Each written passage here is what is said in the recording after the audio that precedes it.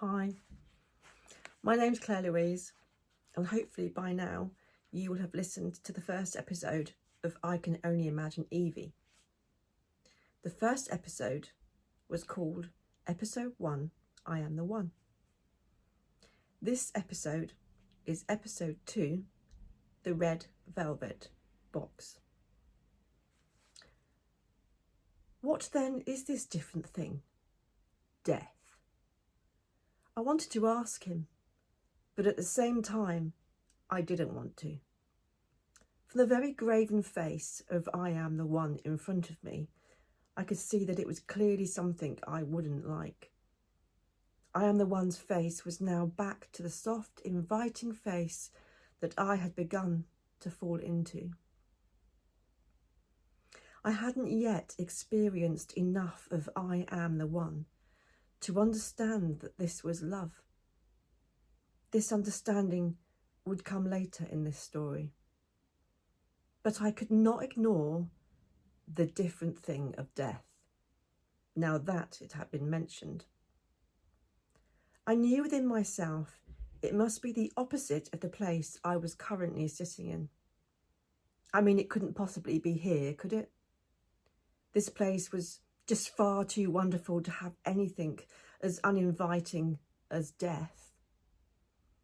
It sounded like a dark and empty place a very long way from here. I didn't want to ever leave here.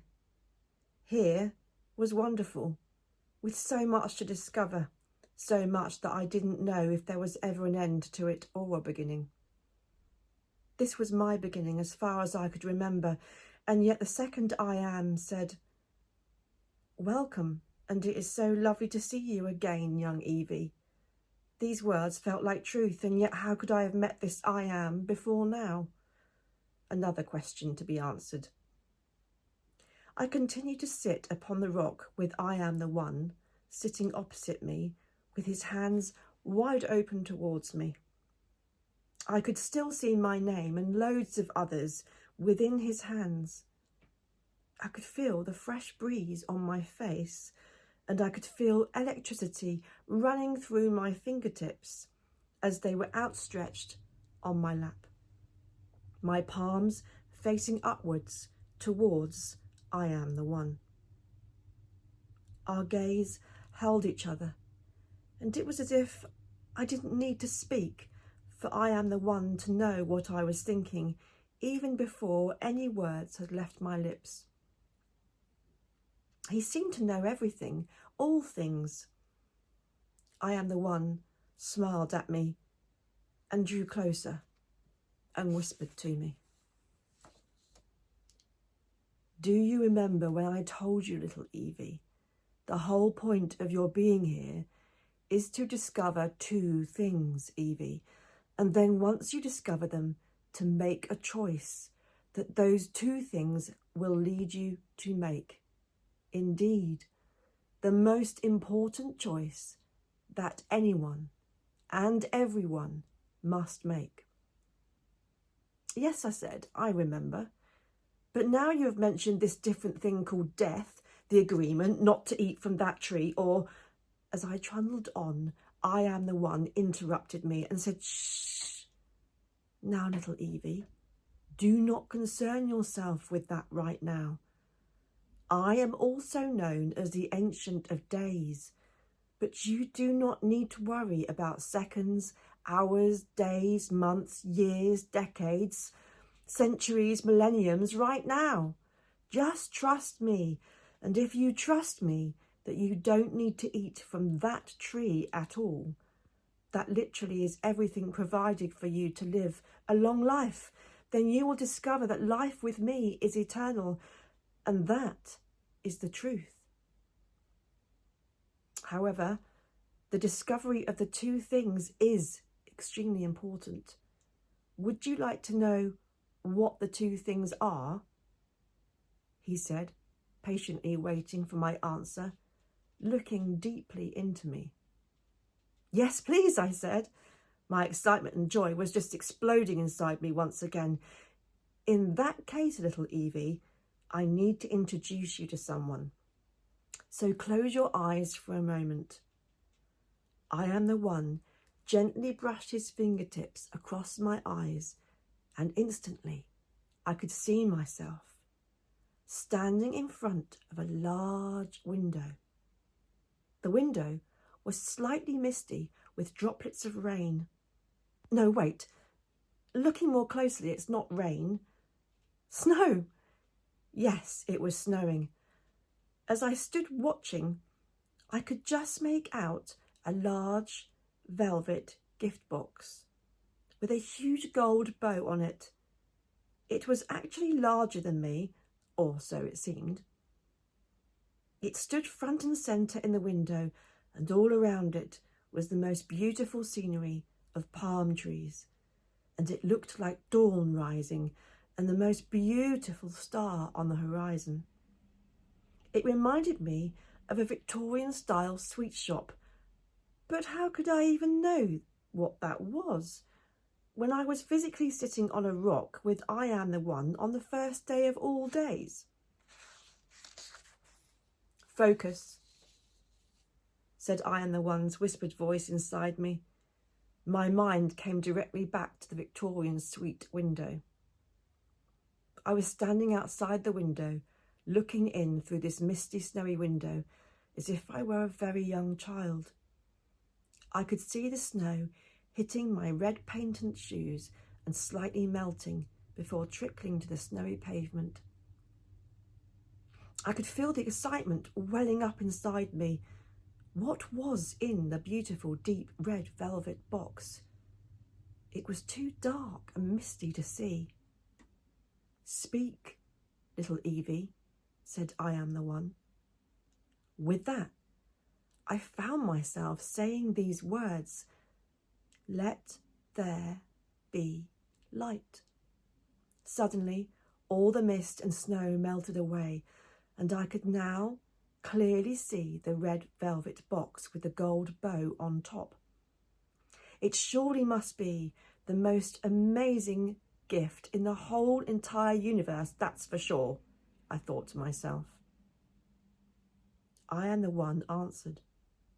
It is, young Evie. It is the most precious gift that anyone could ever give to anyone. Oh, please let me see inside. May I asked with such desire. Of course, young Evie, of course. Tell the box to open, said I Am the One. With that, I found myself saying more words. Open.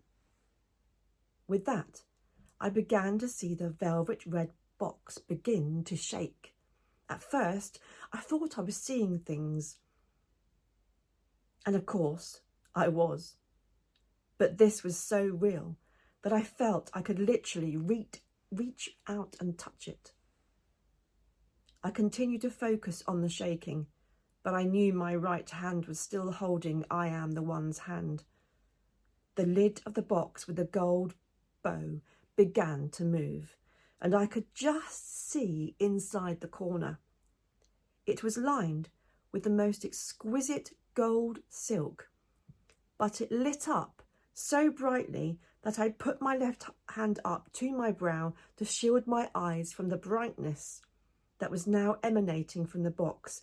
Excitedly, I began to jump up and down to try and see inside the box. I began to shriek out loud, and I Am the One began to laugh. In fact, we laughed and laughed and laughed until we both fell over and my eyes opened to see myself back in the garden, laying next to the rock on fresh-smelling grass, and I Am the One was nowhere to be seen.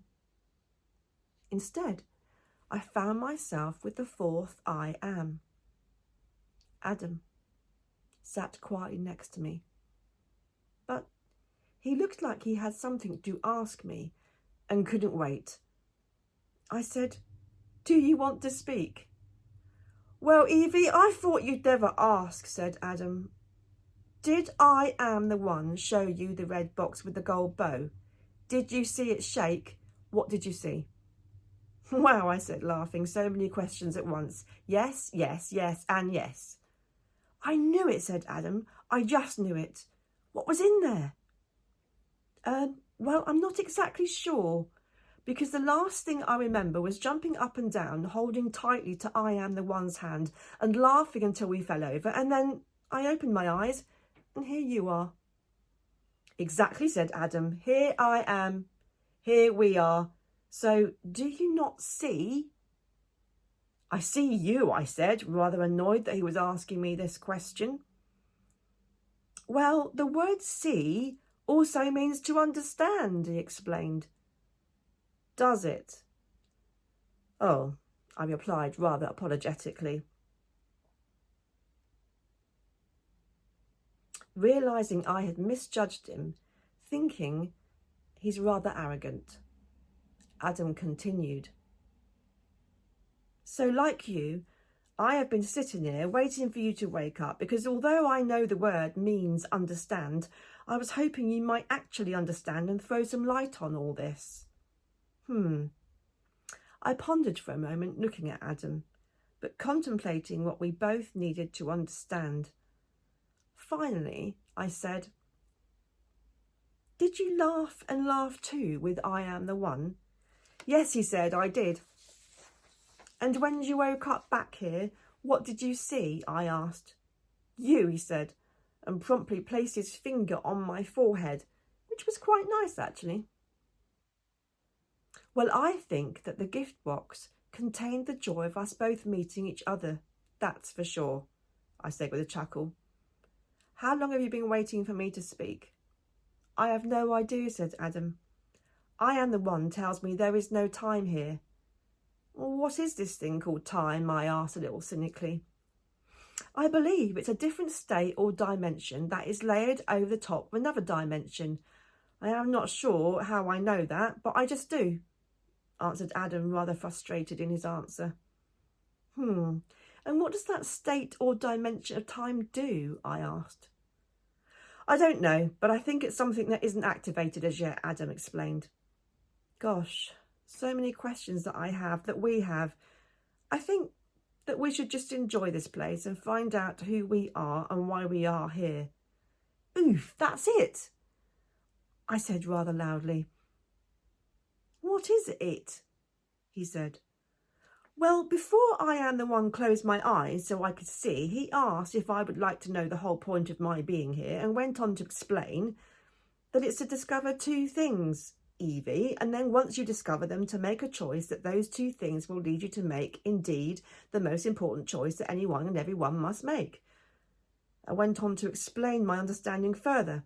So that was what was in the box to discover through the joy of meeting each other. By walking hand in hand, we will be searching together for the two things we need to discover. Once we know what the two things are, we will be presented with the choice. Once we make the choice, we will know the answer to the two things. And this is my understanding so far, I said, throwing my hands open as I spoke. Okay, so it's fairly simple then, said Adam. We have to work on this together. We have made a start now, so that's good. We need to know what the two things are. Then we will find out what the choice is. Then we will begin to find the answers to the two things. Well, thankfully, I now have you as a helper, or I'd be really stuck. You certainly would, I said. You'd not understand, and I wouldn't have known that the word see had more than one meaning. I can only imagine it, Evie, Adam went on thoughtfully. My life wouldn't have made so much sense without you. Exactly, I said. Neither would mine. Well, we agree on that then, they both said together, laughing. They laughed and laughed, and Adam took hold of my hand, and I was happy to take hold of his. We didn't have a plan. In fact, we decided not to have one other than being together and discovering more about who we are and why on earth we are here. I Am the One was the only one who seemed to know everything, so we decided to set off to find him together. It was such breathtaking landscape ahead of us, and way, way in the distance, I could see the star that neither of us mentioned from our visit to the Victorian sweet shop. Some questions were starting to be answered, and things were looking up, especially now that I'd opened the red velvet box, I definitely wanted to find the bright, shining star.